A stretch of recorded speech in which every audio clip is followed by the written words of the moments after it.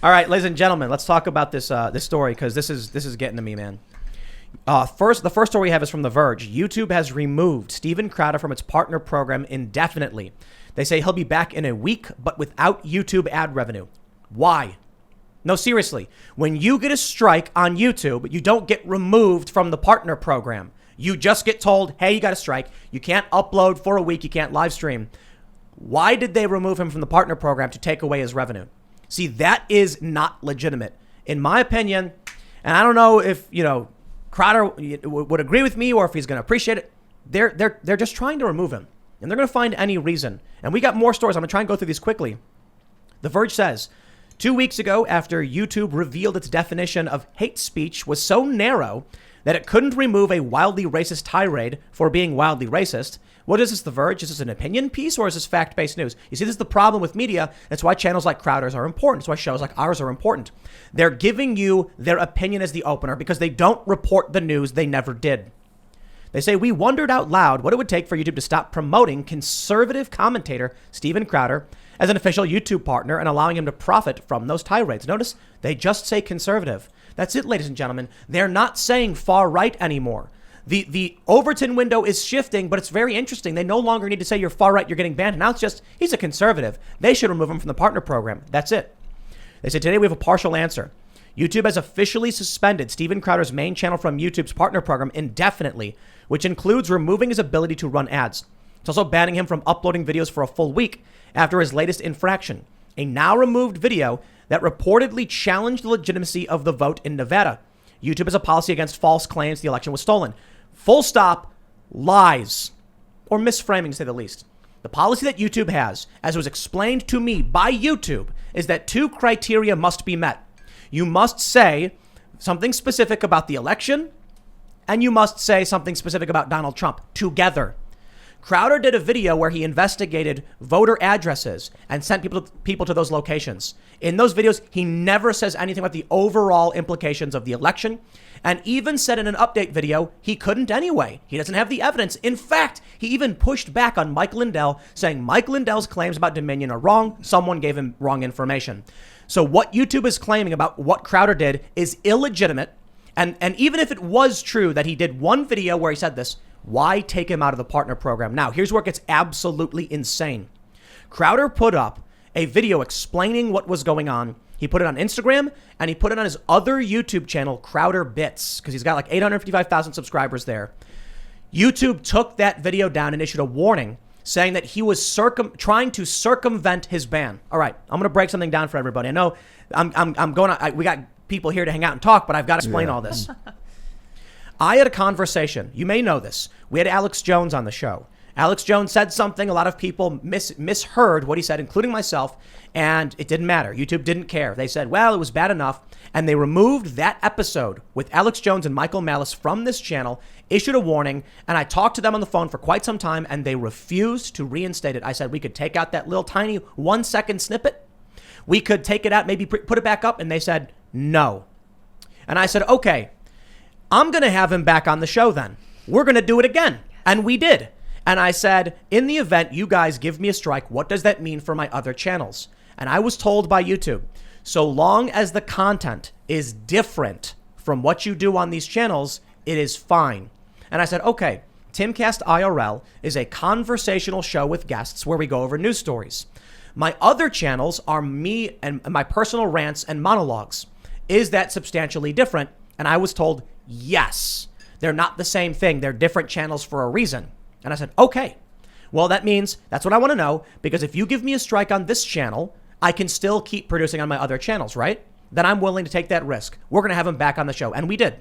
And it did well. Because I'm not going to, a lot of people were like, oh, Tim is giving up in censorship. I'm like, no, as soon as they did it, I was like, I called him right back up and said, guys, come back on the show. We're not doing this. Now what they're doing with Crowder. Crowder does a show on his main channel that's produced. There's multiple people involved. There's microphones. They're sitting in chairs and they have cameras and he's sitting at a desk and he's wearing his, his outfit for the show. He's got his holster on and all that stuff. It is produced and set up. On Crowder Bits, he filmed a video on his cell phone explaining what was going on. Content that was 100% substantially different from his produced show. They took that video down and gave him a warning. That means if he does it again, they're going to give him a strike. That is illegitimate. YouTube is not issuing legitimate strikes against or warnings or whatever against Crowder. 100%. And I have a feeling it has something to do with Media Matters, because they put out this story where they said after being suspended from YouTube, Steven Crowder announces his plan to evade it via his other YouTube channel. I'm not going to go into great details, but I'm going to vaguely mention something very interesting that's been going on, that was going on for some time. We had a video that Media Matters targeted and made false claims about. For some reason, that video got demonetized. So I contacted YouTube and I said, why is this video demonetized? And they said, seems to be an error. Don't worry. We will monetize it for you. And they did. And then there was an update, I guess, on this Media Matters piece. And then all of a sudden I noticed the video was demonetized again. And then I reached back out to Google and said, oop, that's strange. We'll fix it again. It happened twice. There was a back and forth. Somebody at these activist organizations knows people at Google or YouTube, and they go in and they're screwing with channels. So when I see YouTube say, oh, Steven Crowder broke the rule, he didn't actually break, because they laid it out for me. They sent everyone an email. YouTube sent me an email, said, here's the specific criteria you would have to say in order to get a strike on your channel. Crowder never broke those rules. So you know what you're telling us, YouTube? That there's literally nothing we can do. If you want to take us down, you will lie and you will do it. And then what we see from all these news organizations, they say, well, Crowder was taken down because he violated the policy where he claimed X, Y, and Z. They claim that because YouTube said the policy was violated, that affirms that Crowder did something wrong. He did not. If YouTube tells me you can't drink bottled water on your show, and then I say, okay, I won't, and then they give me a strike anyway, claiming I did, the media will report Tim Pool got taken down for drinking bottled water on his show, even if I didn't. That's what they're doing. It's only a matter of time. And I tell you this, people are saying, oh, Tim's too milquetoast. He's not going to get censored. He's not going to get banned or whatever. We had Alex Jones and Michael Malice on the show and they took it down, and I immediately called them and brought them back because I'm not going to bend the knee to lies and manipulations and just unreasonable actions, unprofessional behavior from YouTube. If you get a problem with something one of my guests says, and I offer to snip that out, that is me going well above and beyond my own principles, because I think we should be allowed to have that conversation up as it is. But I'm willing to recognize YouTube has this platform, and I say, okay, what's the best thing we can do to make sure 99.99% of this gets out? Fine, I'll obey that rule, but I'm going to launch Timcast.com, and we're going to talk about what we want to talk behind this members-only paywall to protect ourselves from in the event YouTube does take us down. Facebook removed me from the monetization program for simply covering the news. Steven Crowder is suspended for a week and removed from the partner program for simply sending out reporters to track claims about voter irregularity. That was it. He did not make any claims, and now here we are. Rant over, I suppose. Hot. No, it's a necessary rant. You know, I would love to know who is receiving this same wrath from YouTube on the other side of the spectrum, right? I mean, there have been amazing allegations for 4 years about President Trump as a puppet of Vladimir Putin, right? There have been out and out lies from what we would consider quote unquote the left. Is there any leftist group as big as Steven Crowder who has been kicked off the platform for these types of violations of service? No. Only small progressives have been banned. Yeah. There have been many of them, smaller channels, and they shouldn't have been banned either. I 100% defend the right of all of the socialists, democratic socialists, progressives, communists to produce on YouTube. And I've seen some of the channels that got removed on the left, and I don't see a legitimate reason as to why they were banned. It seems like what YouTube is trying to do is create a monoculture. They're trying to force everyone into I don't want to say center left.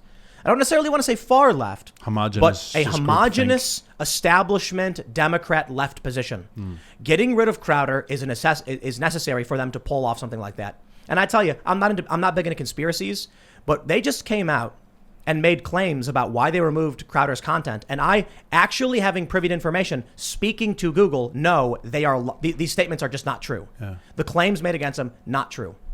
Here we go. I'd like to add, I built Minds. I was one of the co-founders of Minds, and I helped design and construct the website. Real quick, for those that aren't familiar, Minds is another social media platform.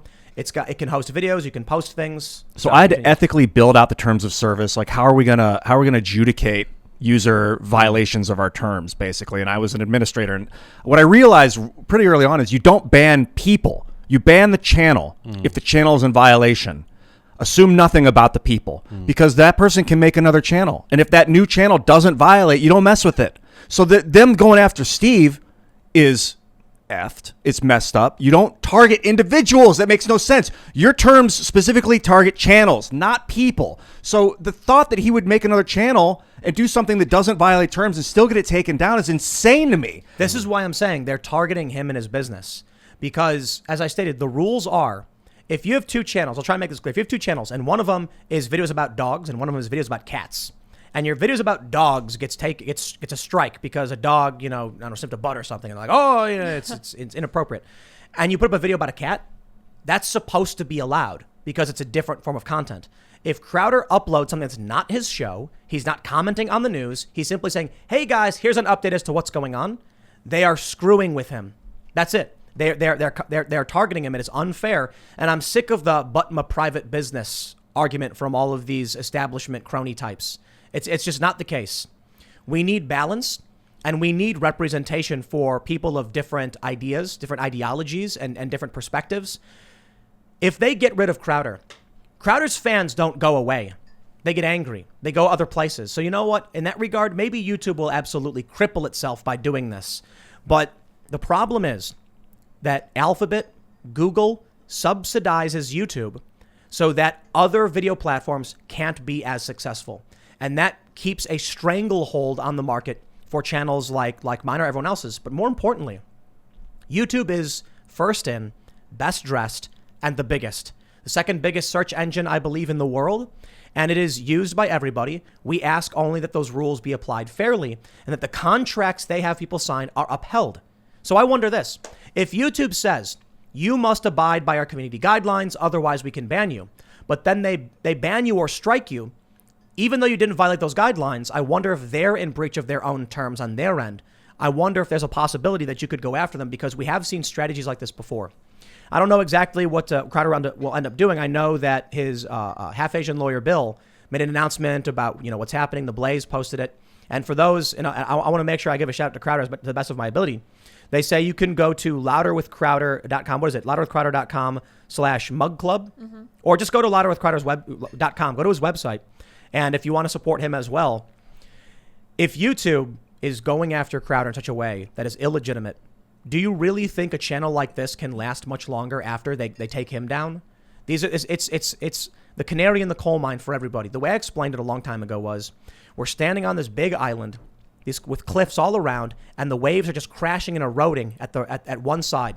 Sure, the far right gets banned. This is what they do. This is what authoritarians do. Say, oh, nobody likes the far right, fringe, weirdo, racist, and conspiracy theorists. So when they get banned, the establishment types are like, I don't care.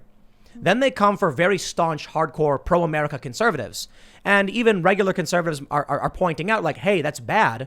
Regular people are going like, well, I'm not a fan of those kind of people. And the left ignores it. Now they're coming for regular, run-of-the-mill, high-profile, mainstream conservative types, people like Steven Crowder. What's next? Moderates. Yeah. And then we're gone. I'm pretty critical of Google. I have been since they bought YouTube 2007. I was freaking out. I was a YouTuber 2006, 7. I was like, oh, well, Google's about to buy YouTube. It's going to get super corporate, and we'll see. And Google, whoever's running Google, you guys do an amazing job at search algorithms. I love your search engine, but I don't think you guys are equipped to run a social network. You had YouTube in 2007, you screwed it up, and then you built Google Plus, which nobody used when you could have been using YouTube as your social network. That's right. Google and they got rid of Forgot. video responses, which was one of the hottest community building pieces of tech on the website. And they make these heavy-handed. It's just a huge company. I don't know. I can't get too critical because I don't work there. I never have. But it saddens me that you would drag your social network through the mud like this when you have an opportunity to build the best one. It's a growing cult infection. It's a cult. I was trying to find. I knew there were a bunch of Google execs. I was listening clearly, but I was trying to Google a whole bunch of Google execs who went to the Biden administration trying to find names. Yeah. But the stories that I'm finding in this search are all about how the Biden administration will be tougher on big tech than the previous administration. None of them will. Well, these are questions. we'd like to have legitimate hearings on this, right? We've talked about it before. They every now and then get hauled up in front of Congress, and Zuckerberg is there, right, with his really pasty face, and just usually an awful camera angle, which is kind of bizarre that like no one does a good job on his like framing your shot a little bit, but you got $60 billion. But it would be curious to get some of these folks involved to say how much further does the big tech censorship get to go before it becomes like a true just violation of civil liberties, of the Constitution. We've already seen it egregiously, but how much more? They have had so many hearings. I just don't care anymore. They just lie. They lie in absolutely. their hearings. I used to watch them. I was like, this is really exciting. Ted Cruz is going to grill Jack Dorsey. This is going to be fantastic. And now it's like, oh, it's the fifth time, huh? It's a rerun, you know what I mean? At this point, I'm not interested in watching. That's a waste of time. Not doing anything. I'm obsessed with freeing the software code of large social networks. If a network starts getting massive traffic, like becomes part of the commons, 100 million hit users a month, I don't know, some arbitrary number, that you free their software code of the social network aspect so that other people can build that same network tech. Other than that, I'm always at a loss of that's why I don't think they have done anything about it, because if you break up Facebook into multiple companies, and I talked about this last week, like Instagram, Facebook Messenger, Facebook Prime, and then Zuck owns the same percentage of all these new companies. Yeah. Nothing's changed. He still commands the terms of service of all the new companies. He still owns them all. So you can't remove them. So but can you? I don't think you can legally do that. So what's the real risk then that people looking for internet freedom end up on TikTok, which is owned by the communist Chinese? Oh, and there's less there, right? I mean, it's going to be worse. Right. We need decentralized social media, I suppose. Yeah. We need. I don't necessarily think the blockchain is the answer, but I do think there's great prospects in blockchain technology. But we just need, and something we've talked about on the show quite a bit, is, I'm talking about creating an open source plugin that people can put on their websites that just networks websites together.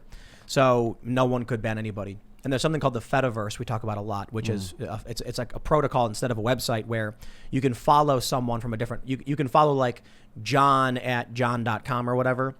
Instead of following at John, you follow John at john.com, and you can follow John at gab.com and get all of their feeds showing up like Twitter or other social media. There's other than blockchain, there's like Arweave, which I think Minds is looking into right now. Bill has been, and like IPFS, Interplanetary File System, and they tend to be faster than the blockchain for stuff like this sometimes. So they're advancing this decentralized tech, and I think we'll eventually have something that can host videos. Thanks for checking out this clip from the Timcast IRL podcast. If you want to see the full show, come back to this channel, youtube.com/TimcastIRL, Monday through Friday at 8 p.m., where you can leave comments and super chat, and we actually will read your comments on the show. Don't forget to like, share, subscribe, and if you want exclusive members-only content, segments you can't get anywhere else, go to timcast.com, become a member, and we even have full bonus episodes. Thanks for hanging out, and we'll see you all next time.